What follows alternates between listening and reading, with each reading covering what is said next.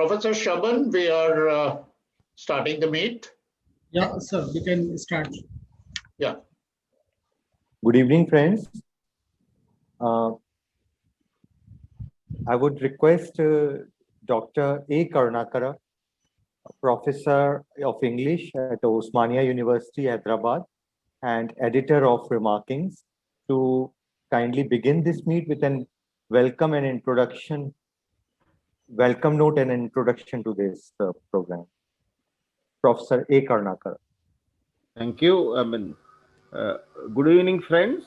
I am Professor A. Karnakar on behalf of Remarkings.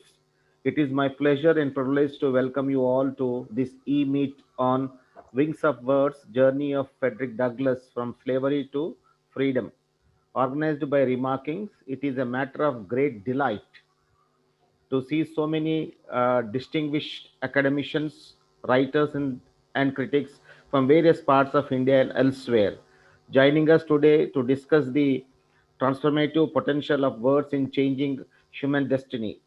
We are fortunate to have among us Professor Abdul Shaban as chairperson of today's meet. Dr. Abdul Shaban is a professor at Center for Public Policy, Habitat and Human Development, School of Development Studies, Tata Institute of Social Sciences, TIS, Mumbai, a PhD from IIT Mumbai.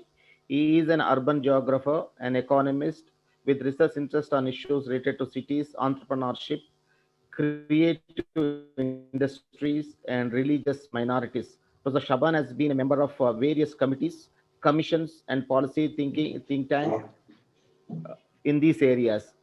He has also been visiting professor, fellow at several leading universities outside India, which include LSE, Manchester University, Erasmus University, and Paris Digital University. I extend to you, sir, a very warm welcome.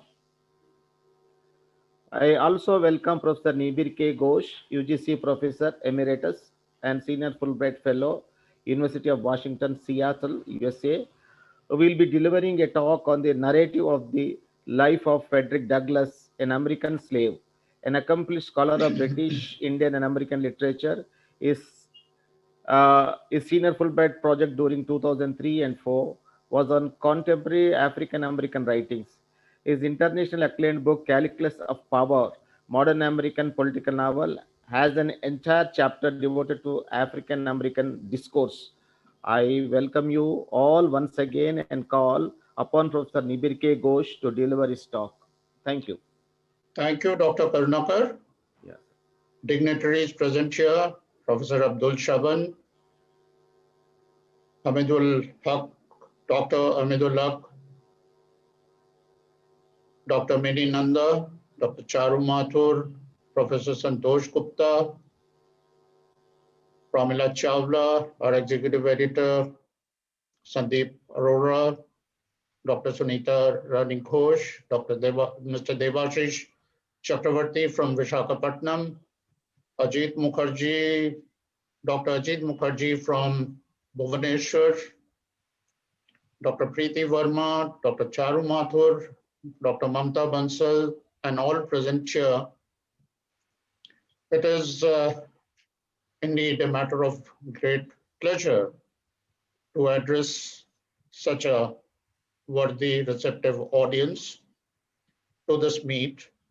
And what is very significant, about this meet is, this is the first of a series which probably Remarkings has in mind to involve all those who have been contributors to Remarkings, distinguished academicians, writers, poets, in future programs where most of you who are willing to address audiences across the country and across the globe would be meeting on such platform.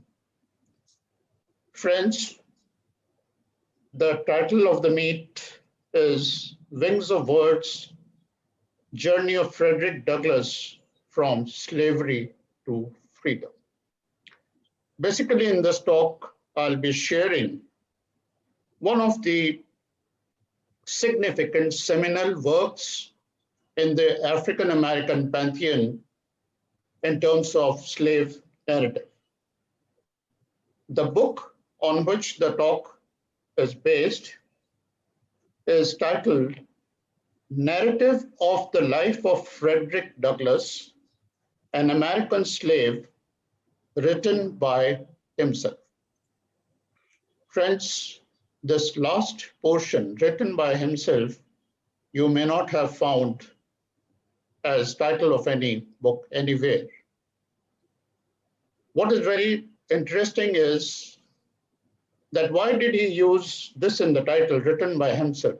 When you write Frederick Douglass, we presume that it is written by Frederick Douglass.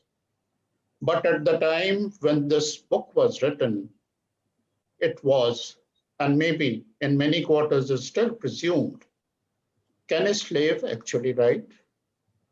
Is he capable of writing? So he, in order to emphasize that a slave actually has written this book, he included it in the title. The book was published in 1845, and Frederick Douglass, who lived from February 18 till 1818 to February 20, 1895, is a name which anyone who is well-versed or even distantly acquainted with African American writings would be aware of. My purpose is just to share some of the things in the book which could provoke some kind of a continuation of a discussion which has been dormant for a long, long time. A slave narrative. When Frederick Douglass, how Frederick Douglass, sort of his wings of words, the transformative potential that literature can provide, how one uses it to sort of define a journey from slavery to freedom. Friends, this is not merely an isolated narrative. It will connect us to probably the major ideas of thinking wherever the margins and the center have been as binaries. I will move chronologically through the novel, through the narrative. First of all, what we come across is, as a 7-year-old boy, when he is a slave, what he observes. And this is in the initial chapters, he talks about his Aunt Hester. I mean, the cruelty, the barbarism, and the kind of oppression that is involved with slavery. And he writes in the beginning, I have often been awakened at the dawn of day by the most heart-rending shrieks of an own aunt of mine, whom slave owner used to tie up to a joist and whip upon her naked back till she was literally covered with blood. And he says, it was the first of a long series of such outrages of which I was doomed to be a witness and a participant. It struck me with awful force. So what impinges on the 7-year-old's mind is the barbarism that is practiced by one human being on another human being. Then he talks about the songs that he hears, the songs that the slaves sing in different habitats.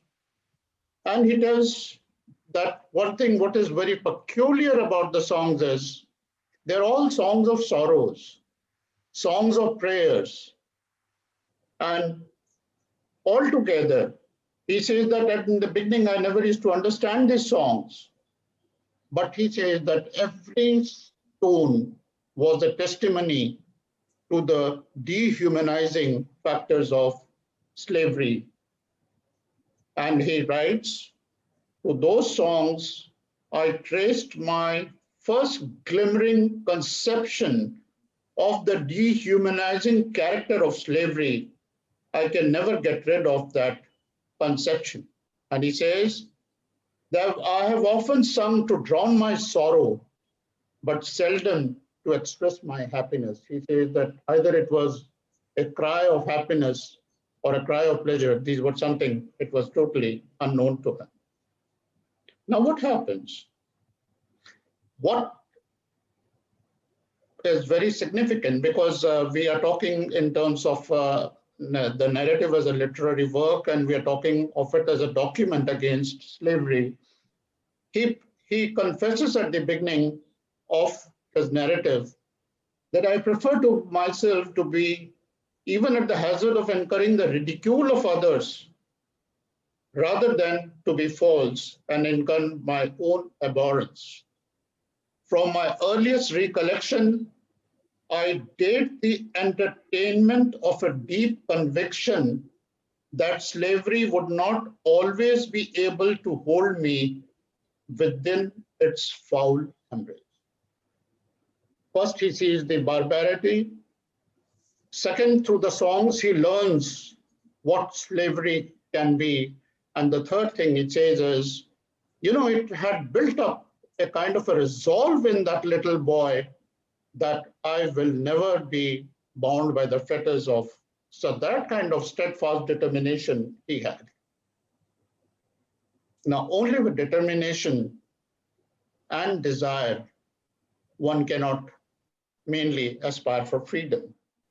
What is very significant, why I call this meet a Wings of Words, is to share with you how a little boy got interested in those words as a tool of expression.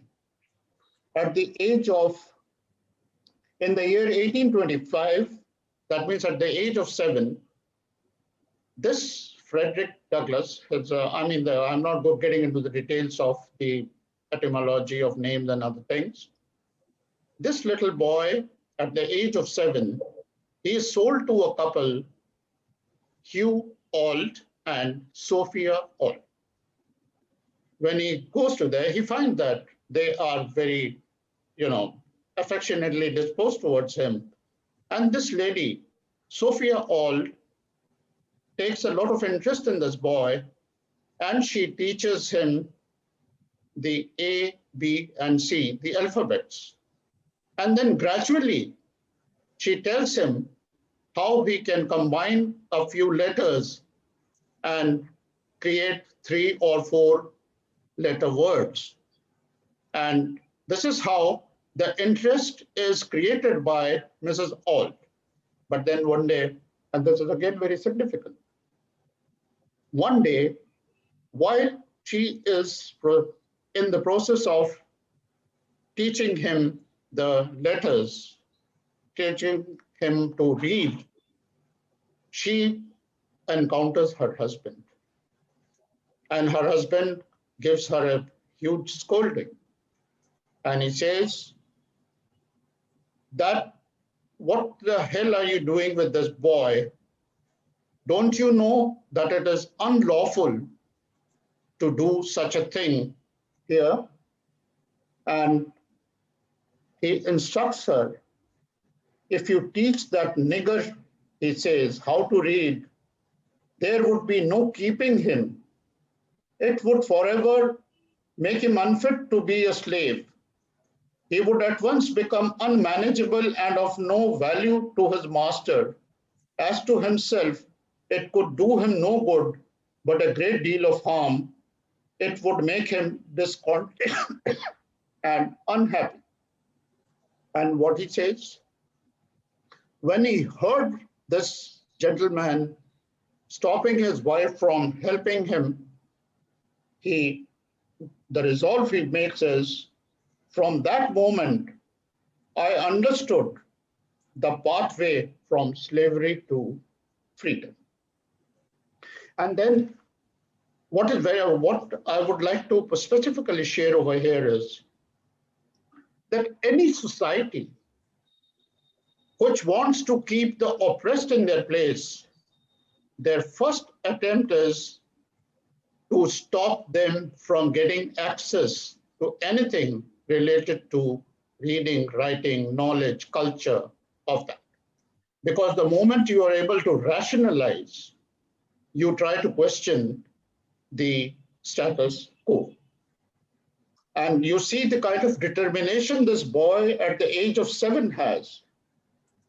He writes, what he most dreaded, that I most desired. What he most loved, that I most hated. That which to him was a great evil, to be carefully shunned, was to me a great good. The idea is that this boy realizes at the age of 7 that if this man is stopping me from reading because he says this nigger will be useless, don't give him that education. He realizes, that little boy realizes that education probably could be the key to his freedom. And that is how the resolve is built. And interestingly, what happens normally in such narratives, you don't find much element of humor, but there is this entire narrative is filled with those elements of humor. And he says that what the change that had come over this lady was like she was like a lamb first, but when she understood that education and slavery are incompatible, she became as fierce as a tiger. And if she would see anywhere that if she would see me holding a newspaper anywhere, she would rush and with a cry, she would snatch that paper and take it away from me. This continued for 7 years. Now what happens? This boy is interested in reading, is interested in writing, is interested in expressing himself. But he feels that a time had come when I realized that it is extremely difficult to learn anything without a teacher. And then what happens? He says that he goes out, he used to go out. The person to whom he was enslaved, they had plenty to eat. And he would take loaves of bread, white bread in his pocket, and he would go to the streets and go out everywhere, and he would meet white little boys. But those who were poorer than him were the eating and other things were concerned. And he said that what I did was I found that if I exchange the bread and make them my teachers, it will help my learning. So look at what one statement I would like to share with you is, as many of these as I could, I converted into teachers. With their kindly aid obtained at different times and in different places, I finally succeeded in learning to read. This bread I used to bestow upon the hungry little urchins, who in return would give me that more valuable bread of knowledge. Here comes that you learn to read, and then what do you read? Through these little boys who were of his own age, white boys, he heard about a book which everyone would be mentioning, and the title of that book was The Colombian Orator. When I was working on my book on the calculus of power ages ago, I had read about the narrative and I'd worked, given my opinion about the narrative. But, when maybe a couple of months ago, when I thought that I must read this book again very carefully, I came across this Colombian orator. And maybe the way Douglas was so inquisitive, so I became equally inquisitive to see what was there in the Colombian orator that could sort of infuse so much of enthusiasm into a small kid. And I was amazed because the Colombian orator, which all those little boys were taught in the schools and were carrying in the schools, this was something where he learned, and there were so many things there, but he mentions 2 or 3 things which I would share with you. He says that in the Colombian Orator, he came across a conversation between a slave owner and a slave. The slave runs away thrice and is caught thrice and brought back. And this conversation shows that whatever can be said on the sort of in support of slavery is narrated by the slave owner, and whatever can be said by the against slavery is narrated by the. And I think if you read this, just it's a 3-page document, and if any one of you is interested, I can share it with you. It's so beautifully written that it could certainly impact any mind. And he says that from this narrative, I came to know that truth is certainly it has its tremendous effect on the conscience of even a slave owner. And in the story, the slave and the owner and the slave, in the story, the slave owner is so convinced with the arguments that he sort of frees the slave at the end of it. But what I want you to know, what actually startled me when I read the Colombian Orator was this Frederick Douglass mentions Sheridan. We had read Sheridan in our MA classes, and we thought that he was sort of a comic writer and all that. But you know what Douglass writes about Sheridan? He says that his speeches made in the Parliament of England so inspired me against the inhumanity of man and the freedom, the spirit of freedom, that I was totally transformed by that. Now, he talks about those, and he says that the next thing he says, that I became so much interested in that book that I would carry that book with me all the time and I would keep it. And then he says that I became so interested in writing because he was not supposed to write at where he was staying. So he would go into the streets, on the pavements, on the walls, on the trees. He would take a piece of chalk and practice his writing. And that is how he acquired his reading and writing. And obviously, the impressions from that the Colombian Orator. And then he says that what effect did this writing have on him? And he says, the more I read, the more I was led to abhor and detest my enslavers. I could regard them in no other light than a band of successful robbers who had left their homes and gone to Africa and stolen us from our homes and in a strange land reduced us to slavery. He said that I would, anywhere I heard anything spoken about slavery, but then he said one common word which I would always hear was abolitionist. And he said that I just didn't know the meaning of abolitionist because, nobody. And then by reading some newspaper, he said that I came to know that what an abolitionist stands for. And then in the next thing, what he makes it very obviously is that there is a statement which I would like to share with you first before talking about this. And he said that the slavery, another important thing which probably any one of us would be interested in is that when you are justifying oppression of one human being with another, it is quite common to see that religion comes into play because religion is used to justify this oppression. And he says that this is what happened, that one of the slave owners that I was there, he went to a Methodist church and I thought that he would come out and he would be a transformed preacher. And he said that the moment he came out, I realized that he was many times far more cruel than he was before. And that is how, and he would use biblical quotations to justify what he was doing. And another thing which probably, if you later on see, that when we are talking about material advantages, we are talking about acquiring the material statuses, which Du Bois, one of the philosophers of the African American movement, he said that if your target is just material luxury and other things, then probably you'll be losing a lot in life. And he says that I have observed this in my experience of slavery, that whenever my condition was improved, instead of its increasing my contentment, it only increased my desire to be free and set me to thinking of plans to gain my freedom. And then ultimately, he says that on the 3rd day of September 1838, I left my chains and succeeded in reaching New York without the slightest interruption of any kind.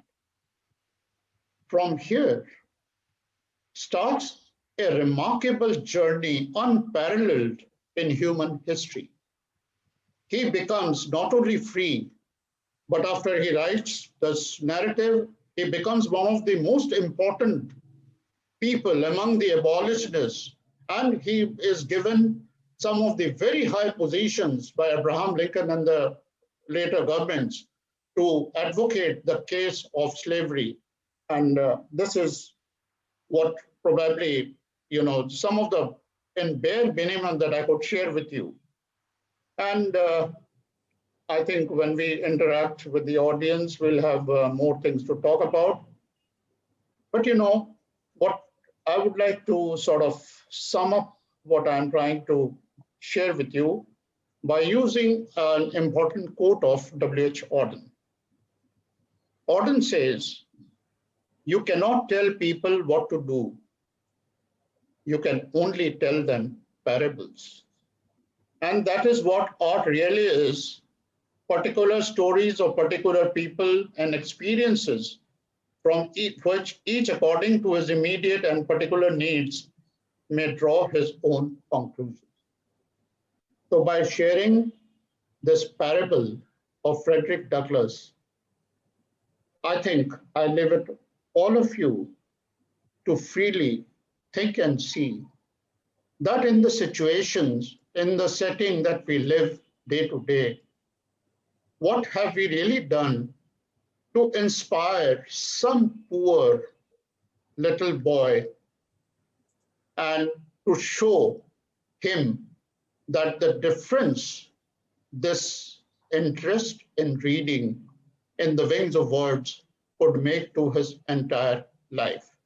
In whatever way we can contribute to it, I think I would consider myself very lucky that I could probably direct your thinking to this point. Because when we are talking of freedom to slavery, it is not merely in terms of racism, freedom from poverty, freedom from corruption, freedom from religious bigotry, freedom from prejudices, freedom from the darkness of ignorance. All these freedoms, if we are all enslaved by all these things, we desperately need not only find out freedom for those poor little people, but for each one of us, because we all invariably have been living in some kind of fetters and these fetters seem to be breaking when we go into deep reading. And I feel that I do these books like the narrative of Frederick Douglass do have their transformative effect. And before I conclude, I would also like to tell you that those of you who would be interested in knowing further about the life of Frederick Douglass, in 2018 was brought out a biography by David W. Bright, published by Simon and Schuster, and it won the 2019 Pulitzer Prize in History. So this would give you more kind of access to the life of Frederick Douglass. Thank you very much, friends. It's been a pleasure to find such great audience listening and probably reflecting on what I shared with you. Thank you so much.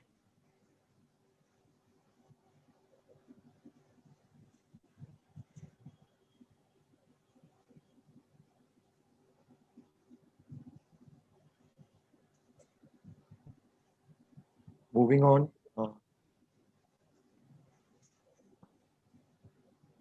I would request Professor Abdul Shaban to unmute himself and please take over for the presidential address. Thank you. Thank you very much. Professor Karunkar, Professor Saurabh Agrawal, Professor Hamidul Haq, Professor Sunita Rani Ghosh, Professor Sharbani Chaudhary, Professor Sandeep Arora, and many bright minds and colleagues who are today joining us in this important debate. Very warm welcome, and also from my side, and very good evening. What a pleasure. I must say that to listen Professor Nibir Kumar Ghosh on this important life history of Frederick Douglass.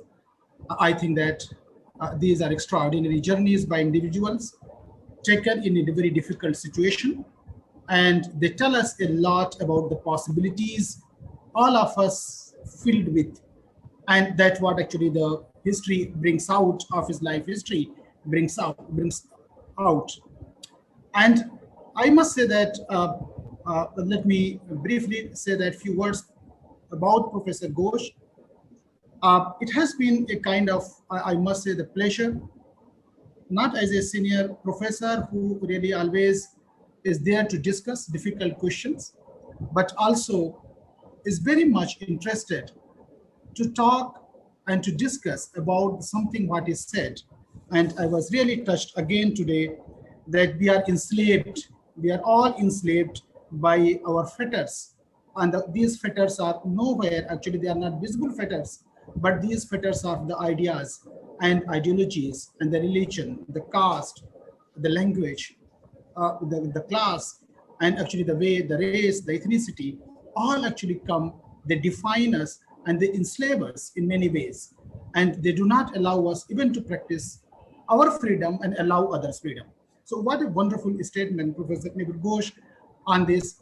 And it was really, I must say that in every interaction, I have found your concern, your mission for creating more liberal and creative education system, whether it is in the Agra College or elsewhere, we have interacted, and how to really limit the thinking process and how to create more just and equal society, whether it is local or it is global. So, this is something interesting. And today you brought this wonderful talk again situating in the global and local context. I'm sure that when you are talking local, global, you are also talking local, that where actually we have to liberate as individual ourselves from the enslavement. I must admit that I am not from the literature, and I must see that I come from the geography and economics disciplines. But these two disciplines, like sociology or anthropology, are equally as political science. All they are actually equally concerned about the inequality and freedom and unfreedom also.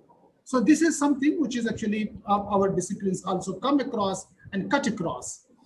I must say that again, I admit, the kind of methodological problems we face in geography are actually in economics, because they do not consider literature as a source of data, but things are changing.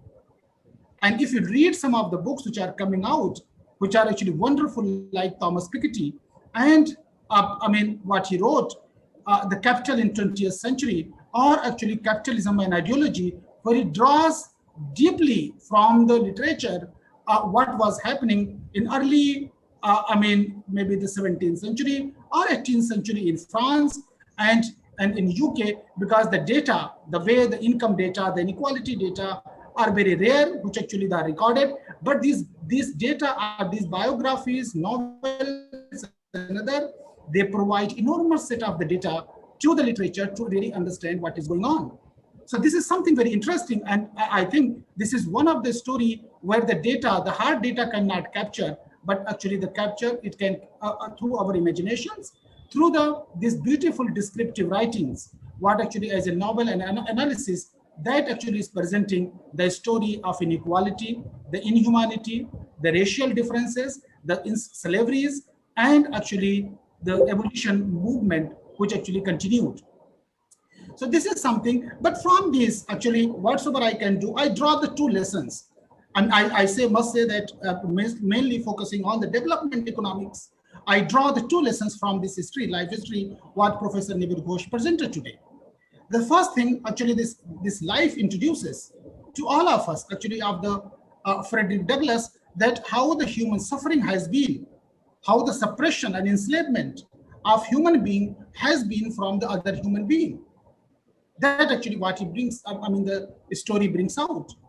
That is how, this human enslavement, how it continues in different forms, and how this we can actually, this what actually Professor Nibir Ghosh said, that how this enslavement happens of all of us under actually the racial ideology, gender ideology, or actually a caste, religion, culture, how actually these human weaknesses basically still continue. It is not actually that we have left the slavery, but actually we are, created a very liberal or free society.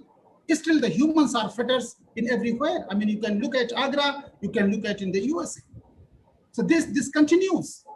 And this is really something very interesting. And perhaps I will also try to bring here some of the ideas what actually the John basically Rawls is talking about in the theory of justice, because he says something very interesting. When you are looking for inequality and justice, just think about it, that there is a veil of ignorance. You don't know where you will be born tomorrow, in which community you will be born, which gender you will be born, which races you will be born. And you say, then tomorrow, then you will demand justice. If you are treating everybody equal, then there is no need of this. But if you are a just human being, then you have to take into account that veil of ignorance, that you can be a black, you can be a kind of Dalit, you can be a suppressed religious minority, you can be a gender, a woman who has been historically really deprived of the many rights. So something actually it brings and connects, and that's where the race question, other things, it joins together.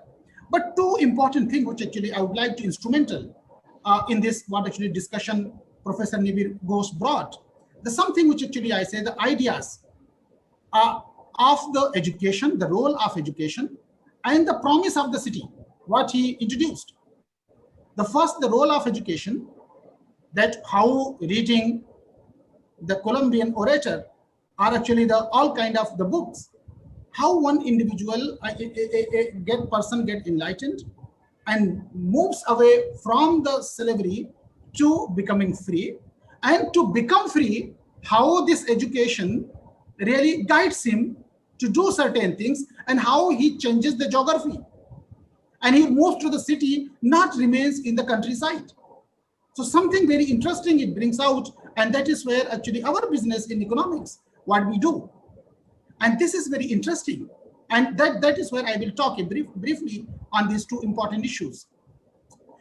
Education obviously has been, I must say that a very liberating force. And but there are too many types of education. As actually Professor Ghosh said, that the one person goes in the church has a different kind of education. And that's what he writes. So the education can make you prisoner of your own worldview and tradition and sectarianism. That is also possible a kind of, but there can be a different type of education that can liberate you. That liberal education and thought process. So that actually we need to make that distinction, and that actually the presentation brings out. Education can provide you, that is actually the modern and liberal education. That rooted in the conceptuality of modernity, a depth from history, and also enhances your ability to reason, to arrive to certain conclusions, to shape the future of action. The future course of action, you can always shape through that. As such, what I feel that what actually that this brings out the literature and the presentation, that the education need to be, the modern education need to be really nurtured, not only for the intrinsic value, the individual realization, but also as for the instrumental value to really acquire materiality and equality in different sorts of things. So this is something very interesting, what I see this presentation again emphasizes. Now I come to the second important point, the promise of the city. And that is where he runs away. The cities have been condemned. Must say, the cities have been condemned for many things. And often they have been considered in the literature, and particularly the Urdu literature, Hindi literature I'm aware of. It has been a kind of narratives that the cities are actually the sites of lovelessness, that you don't find love in the cities. Heartlessness, that's what actually it comes out. And it is not actually that way, other way to understand the Ghalib also. And in one of the famous ghazal, he says, तुम शहर में हो तो हमें क्या गम, जब उठेंगे ले आएंगे बाजार से जाकर दिलो जहां और. So if you are in the city, you can always purchase the heart. And what is the need of the heart as such? Why we need love? I mean, this is what actually comes out in the literature. But in the development literature, what actually, this kind of narratives, what actually we bring here, that sociologists or modernists have always praised the cities in many ways. Even if you take Louis Wirth, you take Robert Park in the Chicago School, and how they say that what has to disappear, the modernist. So this is something where actually the dissemination of the modern values, social egalitarianism or actually liberalism will take place. And that's what actually this literature brings out, that how the combined effect of the education and the city transform the life history of Frederick Douglass. So after reading Colombian Orator, a collection of revolutionary speeches and ritual rites, he tries to impart the egalitarianism and passion of freedom to others, what he actually does. And then he, with the help of Anna Murray, escapes to the city. So look at the linkages. First to New York, where he finds new liberty in the anonymity and city sociality, and then to the New Bedford, Massachusetts, which has been known historically, the city, following egalitarianism from very early times, and was a place of fermentation of abolitionism in North America, and also had been a city of openness. So this is something very interesting for me, that how basically education and city combines together to produce human liberty and the thinking process in different way. Because even if you're living and your thinking process, you happen to be in the same space, so that space may not be able to liberate you. So many, if you look at this kind of context, so many still run to the city to escape. Even if you look at why certain groups really escape to the cities, even in our Indian context, if you look at it, they try to escape great social miseries, whether it is a material inequality or social inequality, but still remain prisoned and hardly realize their freedom of choices they seek. Because what we have done in India, we have produced cities like villages. So we have transformed the cities are actually in Samaj areas, even in India. You look at every city, wherever you are living. In Mumbai, we are prisoners of our own spaces. So the expansion of choices or the freedom in cities, basically, which were supposed to be widened in South Asian context, still we need to really realize. And these are the carceral spaces. What actually say the carceral spaces, where actually we are prisoners. So we in our Samaj areas, in our class areas. So it is something very interesting. Even assume that Frederick Douglass runs away from some villages of UP to Agra. Where will he go for the freedom?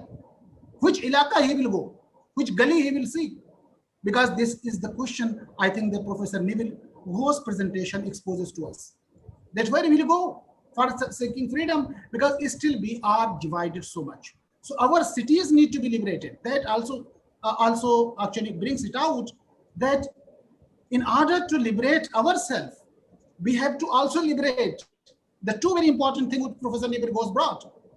we have to liberate our education system, which is really equality generating and creating a consciousness of liberty, equality, justice, fraternity, and going back to the basic natural rights, what actually he talks about. Natural rights means that at least two conscience and at least two the principles of the John Locke, where he says in the two treatises, what he talks about the right to life and right to liberty. And these two principles need to be really realized in the natural rights, which actually our cities. And so these two principles need to come in a big way in our education system, besides what actually we call about the, major equality, fraternity, and liberty framework in which our constitution also enshrines. And I think that every constitution in the world does that, but what is written, what is the text, and what is the context may be totally two different things. So what we have to do in order to liberate ourselves and liberate the society, we need to also liberate the education system, which actually I think that all of you trying hard. Second thing, we have to liberate the cities also. In order to that city can be liberating force for us. Because I said that we will run away from the villages if you have feeling of some justices, certain genders, women particularly go through those kind of things, and even the men go through those kind of things. You search freedom, and that is where if your choices are not increasing, basically expansion of the choices is your freedom, is your development, and what Amartya Sen will talk about. And if that choices are not increasing, your freedom will not increase, and ultimately we become the prisoners of our own spaces, of our own thought, and of our own actually kind of makings, and we are enslaved by the fetters, what Professor Ghosh talked about. And I must say, really it was wonderful talk, Professor Ghosh. I once again thank you for such an interesting talk. I am also thanking Professor Sunita Ghosh for various things what actually I have learned from her, and to Professor Agrawal, Arora, and others. Thank you very much for giving me this opportunity and to interact with all of you. I'm sure I will learn in future from all of you much more. Thank you. Thank you very much.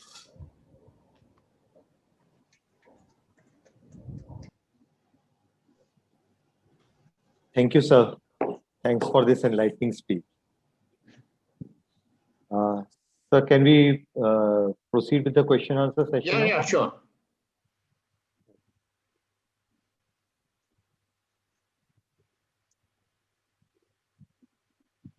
This question from Dr. Ranjana Mehrotra, ma'am. What did Frederick Douglass want to convey when he wrote, "What to the slave is the 4th of July"? That's a question from her. Dr. Ranjana, that's a pretty important question when you sort of think of Frederick Douglass.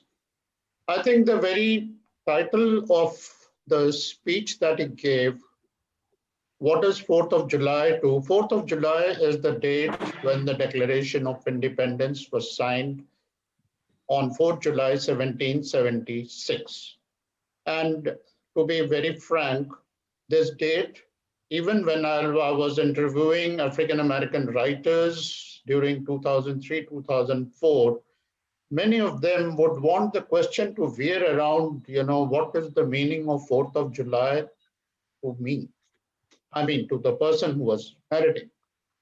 See, one of the things that is, in one way, he is praising the founding fathers for creating a nation based on life, liberty, and the pursuit of happiness. I've shared with some members of the audience before that pursuit of happiness doesn't figure in any constitution of the world. If I think Professor Abdul Shaban would agree with me.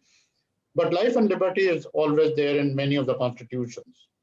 So on the one hand, you have the founding fathers talking of the ideals of democracy. On the other hand, you think of such an abhorrible thing like slavery. But Dr. Ranjana, what I would like to sort of share with you is, as independent, objective citizens with independent, objective mind, if we do that kind of thinking, it is something spectacular where the people who created this kind of the Declaration of Independence, they certainly deserve all the praise, as Douglas also praised in his speech.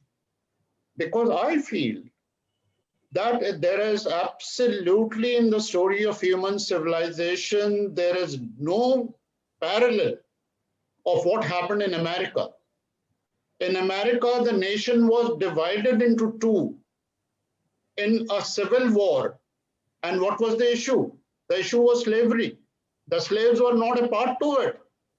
Half of America wanted, in terms of the area, did not want slavery. And the other half were ready to give anything to preserve slavery. So can you think of a nation where the slaves, the oppressed, are not a party to the revolution? They are just at stake. But at the same time, what I would like to sort of remind you, Ranjanaji, that when you saw the Black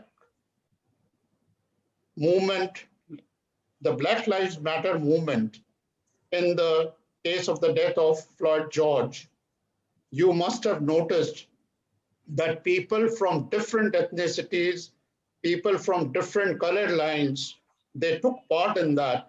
And I feel this, if you think in terms of this is probably the ideals of what 4th of July means to Americans. And if a man like Donald Trump, who could raid the Capitol, but who could not become the president again, I think this is again, it is not only what 4th of July is to the slave, but what 4th of July is to the tyrant like Trump. So these contradictions, if you look at the 1948 book by Gunnar Myrdal, American Dilemma. So this dilemma is there. And this poem, obviously, the speech is related to the dilemma. And as times progress, I hope, maybe what your Martin Luther King said, that one day on the table of America, the sons of slaves and the former slaves will be able to eat on the table of brotherhood. So that is what you can do. But again, if you look at it, the education becomes, and what you make of education. It is not merely that Douglas had a strategy, and he saw that education was one of the tools that he could use, not only to secure his freedom, but to abolish slavery, which I think is remarkable. Any other questions or comments? Yes, sir. The ongoing trial of killing of Mr. George Floyd brutally is the latest example of American trial of slavery, is it not? This is a question from Hamidul Haq. And to be answered by Professor Shaban or Saurabh, could you unmute the mic of? Yeah, may I, Professor Ghosh? May I also your add, question is to me. Please. Yeah. Could you please repeat the question? Oh, okay. I think it is not stopped, as you just recently also mentioned. The whole society is divided into two groups. Black meaning the slaves, white meaning the masters. And the latest example is Floyd case. And also, as you referred to Donald Trump, the politicians are keeping these divisions all the way alive, so that it is easy for them, along with the collaboration of business and the business, to have the control established over the Black Americans as a slave. So what Douglas just left for the young people, because it's really touchy that you started with the story from his 7 years old. The children are the most victims in a society like this. So what is the message Douglas kept for the young to be prepared not to fight always, but to reduce these divisions. Dr. Hamidullah, thank you for becoming a part of the whole discussion. You see, when we talk about what message Douglas could give to the children in terms of this, you know, while sort of talking to many of these celebrity American writers, one of the questions which I sort of put to them and which they were not very comfortable in answering is that on the one hand, you have a Black president in the White House. And on the other hand, you have the statistics telling you that there are more African Americans in jails than they are in schools. So this is a kind of a startling dichotomy. Now, what I would say is, when I read a book like Frederick Douglass, it sort of inspires me to look into the questions which made the slavery of physical and the slavery of the mind of the children to the system. But I feel if I were to tell somebody, you know, the sort of what use this book can be, I would say, you know, it can be very useful because you have, what is the other alternative? The other alternative is prepare a film like The Slumdog Millionaire, get all the Oscars in the world. But what is the message are you giving? That if you have to rise to a certain position of freedom, it is only a matter of chance that you are on the hot seat and answering the questions correctly. So if what Frederick Douglass says is that passion for education can create that freedom, and this is not an empty this thing. If you read the story of Ambedkar, if you read the story of Dr. Ambedkar, you will realize how important education could be, not only in transforming his career as a person, but in transforming a total kind of it was a total paradigm shift. Though things are probably, and unfortunately, you might still feel, you know, that most of these politicians and those who are the great Dalits, they're not really bothered about the children's education. That is, again, a kind of a dichotomy. So I hope I've answered you, Hamidul sir.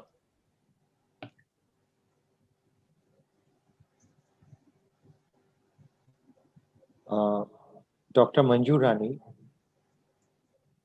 can you please unmute yourself and take up your question, please? Yes, sir. Actually, like you just said about Dr. B.R. Ambedkar. So somewhere we find like he wrote his Annihilation of Caste. I hope I'm audible. Yeah, you're audible. Okay, so he wrote his Annihilation of Caste. So where he was talking about that, okay, this caste system should be abolished. So do you think that by abolishing caste system, we will be able to bring equality there in the society? Because, you know, to hate one another, actually, we do not need anything. Like, suppose if caste will not be there, so we will be hating one another on the basis of class, on the basis of sometimes race, color, and even on gender, like male, female. So somewhere I feel that, you know, if acceptance is there, so I think the people, they will be okay even with the caste system and even with like with the race also, like black, white. So I think something which is really required there in the society is acceptance.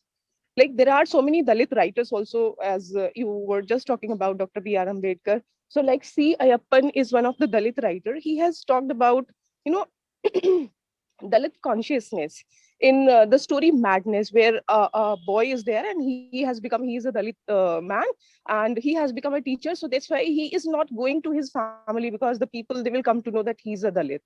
So he wants to create that a kind of sense that, you know, one needs to take pride in being what he is, in his identity. So somewhere I feel that if a person will really feel pride in being what he is, that is going to solve the problem, because only then he will be accepted there in the society, whenever he will accept himself. So this is somewhere I was just Dr. asking Bajjo, whether your question is to me or to Professor Shaban? to both of you, sir. To me? Because you just talked about, yeah, B.R. Ambedkar, and sir was talking about caste system and all that. Well, I'll give you an example. I mean, coming to the, transforming lives kind of a thing. I told you that when Frederick Douglass saw that the roads of learning and reading was closed where the old couple was concerned, what did he do? He went into the streets. Who were his friends? The white boys. What did he give them? He gave them bread. For what? He gave them the bread for their physical needs.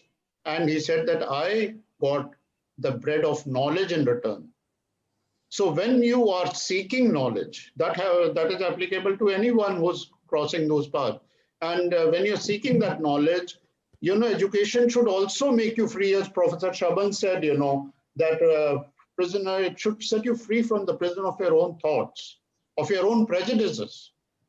And friends, I think you're aware that our very close friend, Sharon Kubar-Limballe, who got the Saraswati Samman, I asked him one thing in one of my interviews, that if you keep on harping that only the Dalit can tell the Dalit story, where will you place the stories of Premchand and people? So you see, what you need to do is that when I talk of this freedom from slavery, it is also the freedom from the slavery of mindsets. You just don't come to a conclusion and jump to a conclusion and say that this is gray, this is black, this is white. You try to be self-accommodating, and he agreed that yes, you're right, and the changes are coming in, and that the transformation has set in. That you realize that you can't just live in your own isolated kind of an island.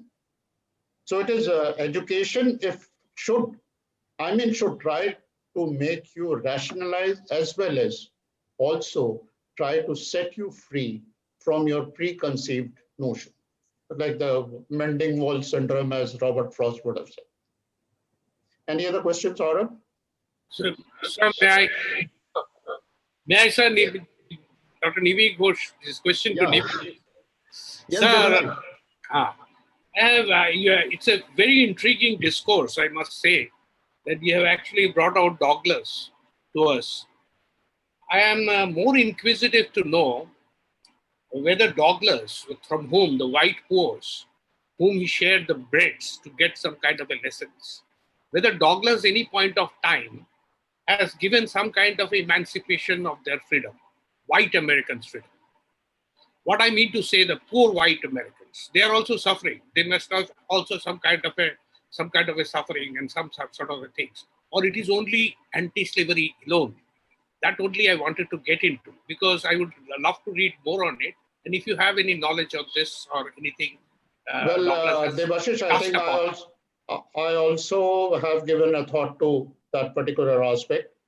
When he was talking about those poor white boys, yes, you see, what is very significant here in your question, I think it's a kind of a rhetorical question in the sense that you find the answer there, that when he was talking about the poor boys, he was getting knowledge from them.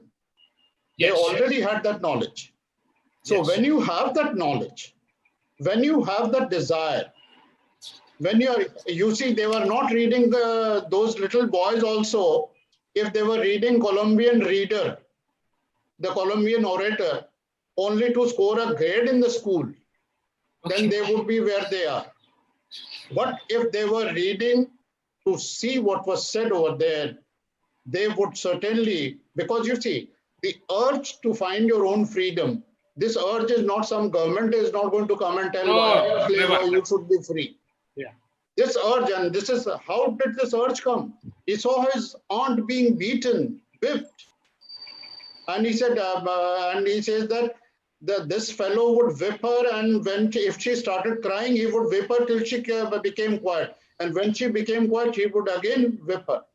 So that suffering, it gives you and it makes you feel so enraged, not to go and become violent, but to change, to look for transformation, for the tools of transformation. And the acceptance that he had, if he hadn't been, if he had no thought for those poor boys, and obviously I mentioned the biography, The Prophet of Freedom by Blythe, you will see that he was so deeply touched by white that probably he had many girlfriends among the white women. Right, sir. But why I raised this question, sir? Why I raised this question, sir? May I submit this to you?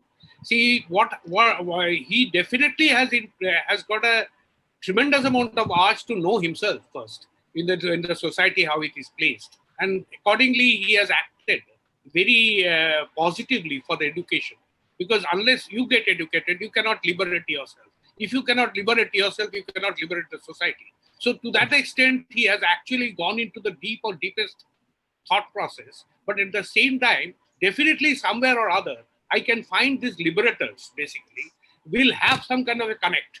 Because today also in America, when a white also is sometimes getting, when a black also is sometimes getting butchered somewhere in some incident happened recently in America, maybe a year back, when in some kind of an observation, we find that the Americans are putting some kind of a separate racial discrimination on the blacks in some point of time. There also there is the requirement to remember Douglas and get yourself liberated with some kind of an educational backup in this particular society. I think that the message he has probably given it loudly. Yeah, you see, when you are talking of liberation, liberation cannot be in isolation. Yes. You cannot say that I want to be liberated, the rest of the people should be in chains. Yeah. Liberation has to be mutual. If you are liberating yourself, and you cannot see the difference that is there in the society still, irrespective of color, if you are a black and if you are rich, and if you are white and you're poor. But one thing, if you're talking about America, I doubt this, the veracity of the statement that says that he is a very educated kind of a poor white. That doesn't happen in America.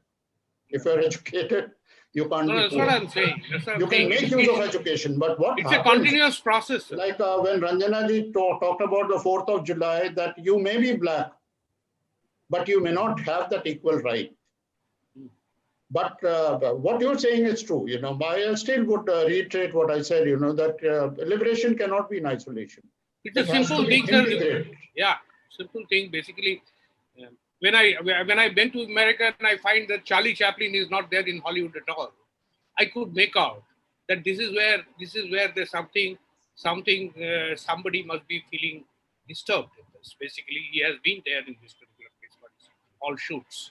Well, friends, if an outstanding scientist from DRDO can be influenced by Douglas, I think there is a lot of hope.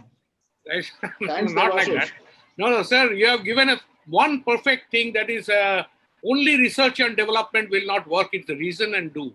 And all our education should be directed towards that. We should reason what you're doing. Thank you. Thanks a lot, Devajit. Right. There's another question by Dr. Dhruvi. It is directed to me. Yeah, I think it's directed to you, sir. Yes, sir. Okay. Hello, sir. You're being very unfair to me and very fair to Shaban sahab. So not at all. So actually, it's not much of a question that I had. So first of all, I'd like to say that it's truly a privilege to listen to you both. What an eye-opener. And so it's more of a thought which popped up while I read the narrative of life of Frederick Douglass. So it captures religious hypocrisy. I felt that. And through the character of Thomas Auld. So in chapter 9, we see that Auld attends a Methodist camp meeting and suddenly he becomes quite religious, but he also becomes more cruel. And after this conversion, all uses, or rather we can say misuses, religious sanction for his slave-holding cruelty. For example, he quotes biblical verses while whipping the slaves. And in this episode, sir, I found myself wondering if people still seek religious sanction for their unreasonable and inhumane acts. And especially if we look around us, do the political leaders use religion nowadays, or rather misuse it, as I said? And so I think that it is important to note that the power of religion far exceeds that of rationality or science in almost every region of the world, but especially in India. So I have felt that. So what would your comments would be? Well, Dhruvi, Yes. what I would, where I would differ with you is politicians, when they use religion, they ensure that you are not educated. Because if you are educated, you will question. And if you question, then you know what happens. So have you ever seen till today, when you mention India, all the new education and the newest education and the future new education policy has come. But can you see from whatever you see around, if you see in the COVID has struck in such a devastating way. But if you look at the election rallies, you will understand, you'll find answer to your own question.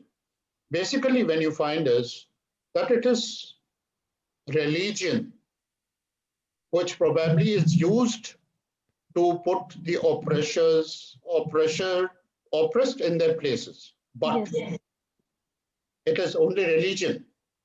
But when we talk of religion, what are we talking? Are we talking of as some kind of an institutional entity? Yes. Or are we talking about a religion as Shaban Sahab was saying about liberation? Otherwise, what happens? According to the established school of faith, even Joan of Arc was irreligious. You understand? Yes. Why? Because an individual voice against constituted authority has no chance of survival. But it is the people like Joan of Arc who become inspirations, not the Archbishop or anyone else for that matter. So, and this is what happens, that when you have this, you see, he could make a distinction. Like Douglas saw Hugh telling his wife, and in that one sentence, that if you teach the nigger how to read, he will be no more useful to you.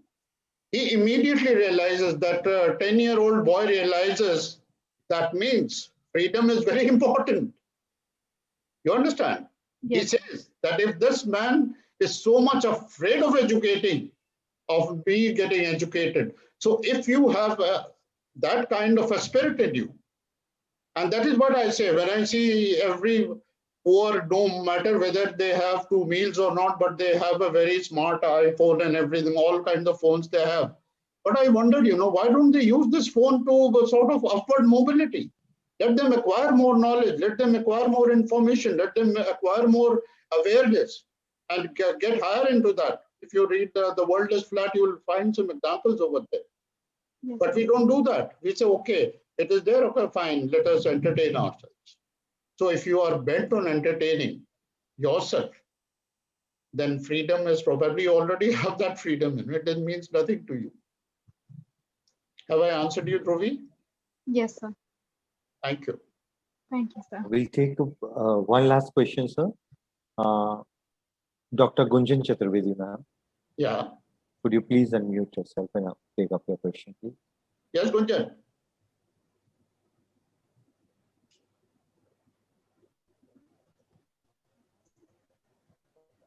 Gunjan, ma'am, can you hear me?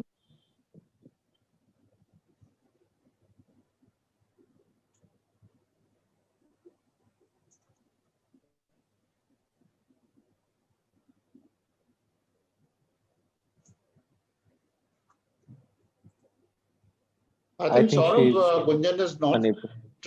seen. Yeah, maybe she's. Yeah, you can proceed with your.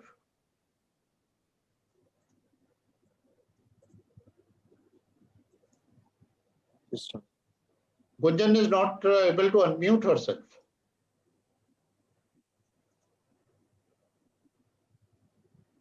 If it's a technical issue, Saurabh, I think we can continue. I think like she can try it again, sir. Yeah, can you please read out her question, because this is also important, that Douglas made the statement America is false in the past, in the present, and also in the future. Ma'am, can you please try to unmute yourself again, sir? Ma'am.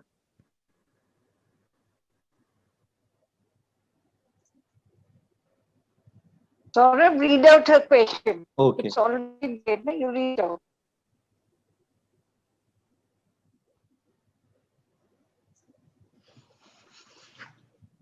America, said Douglas, is false to the past, false to the present, and solemnly binds herself to be false to the future.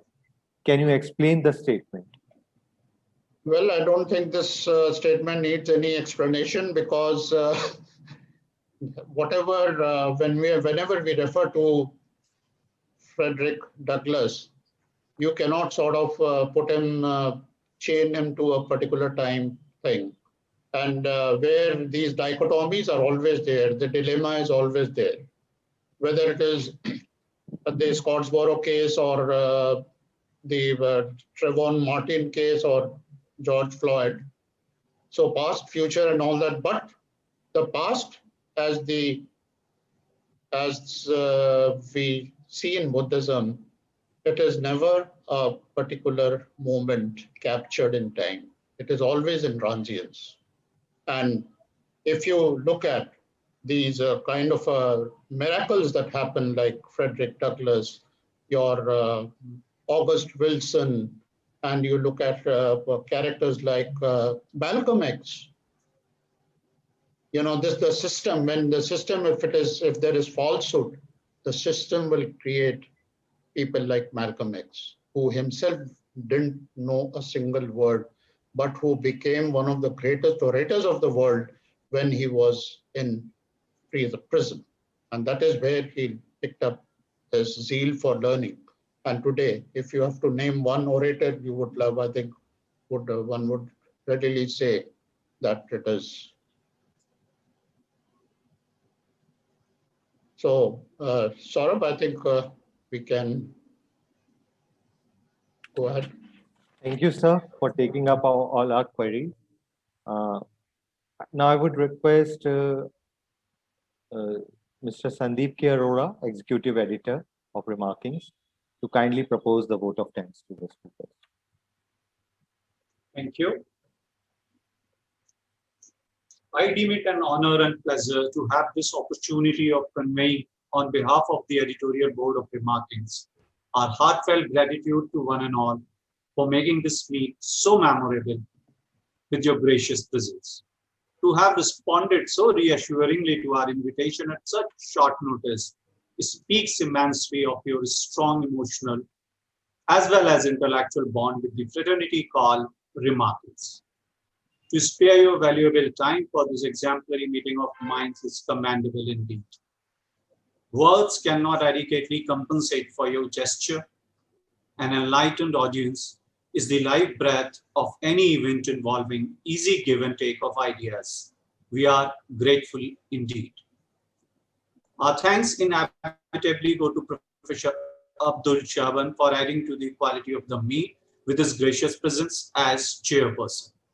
I am no less thankful to Professor Nibir Ghosh for making us see the joy of flying to freedom on the wings of words. Our guests from overseas, Dr. Dina Padaichi from Durban, South Africa, and Professor Hamidul Haq from Dhaka. And also Dr. Jeena Daboli from Mumbai University deserve our special gratitude. Our thanks go to the convener, Dr. Sunita Rani Ghosh and Dr. A. Karunakar for their active involvement in organizing the meet. And last but not least, we are thankful to Mr. Saurabh Agarwal for excellently handling the hassle-free event on Zoom. A big thank you and good night. Thank you, Shaban sir. Thank you, one and all. Thank you, Deepa, Devashish, Hamidul. Thank you very much, sir. Thank you very much. Thank you. Thank you, sir. Sandeep, Thank you, Saurabh, all of you. Thank you, Majida, Professor Hab, for Sunita, joining. Thank you Preeti, all. Thank Ashu, you. and everyone around us. Charu. Thank you, everyone.